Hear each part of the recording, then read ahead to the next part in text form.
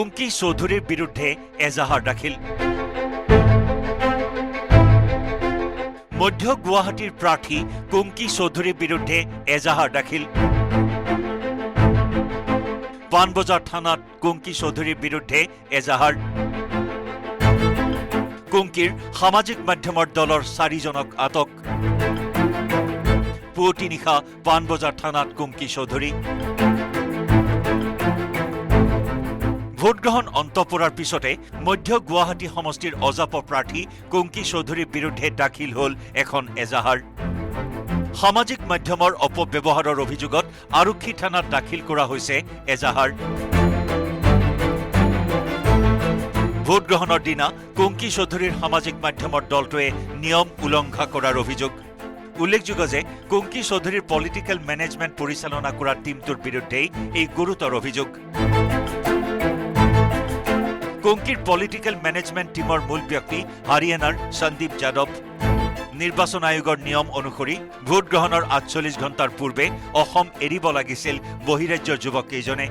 কিন্তু নিৰ্বাচন আয়োগৰ নীতি নিয়ম উলংঘা কৰি কুংকিৰ সৈতে গোটেই টীমটো ভোটগ্ৰহণৰ দিনটোত ঘূৰি ফুৰাৰ তথ্য লাভ কৰিছে আৰক্ষীয়ে,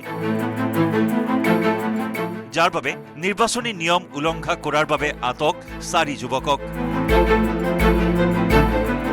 বিজেপি কৰ্মীৰ এজাহাৰৰ ভিত্তিত আটক কৰা হৈছে 4 যুৱকক।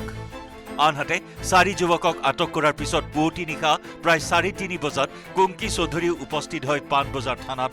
অৱশ্যে কোনো নিয়ম উলংঘা নকৰা বুলি দাবী মধ্য গুৱাহাটীৰ অসম জাতীয় পৰিষদৰ প্ৰাৰ্থী কুংকি চৌধুৰীৰ।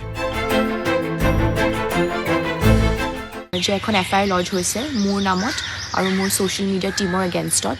আমাৰ বিজেপি চৰকাৰে কিমান ডেম'ক্ৰেটিক নৰ্মছ ফ'ল' কৰে আমি চবেই দেখি আহিছোঁ, চাই আহিছোঁ। আমাৰ ইলেকশ্যন কমিশ্যনৰ ডিষ্ট্ৰিক্ট এডমিনিষ্ট্ৰেশ্যনৰ যোনখিনি SOP আছিলে, নটিফিকেশ্যন আছিলে, সেইখিনি গোটেই ৰিছপেক্ট কৰি মই গোটেইটো কেঞ্চেল কৰি মই সেইখিনি সন্মান দি মই নমিনেশ্যন ফাইল কৰিব অকলেই গৈছিলোঁ।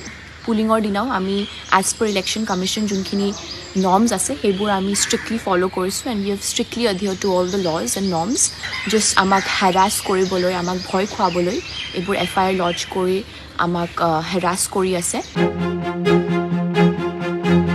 কুংকি চৌধুৰীৰ স্পষ্ট অভিযোগ যে বিজেপিয়ে তেওঁলোকক হাৰাশাস্তি কৰিব বিচাৰিছে, যাৰ বাবে বিজেপি কৰ্মীয়ে জানি বুজিয়েই ভুৱা অভিযোগ তুলি পাণবজাৰ থানাত দাখিল কৰিছে এজাহাৰ।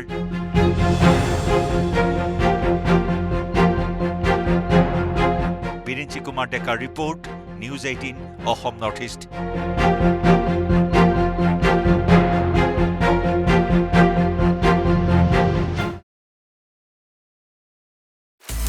আপুনি বিচৰা বাতৰি পাব কেৱল নিউজ 18 এপত। নিউজ 18 এপ ডাউনলোড কৰিবলৈ স্কেন কৰক এই QR কোড। গুগল প্লে ষ্টৰতো পাব এই নিউজ 18 এপ।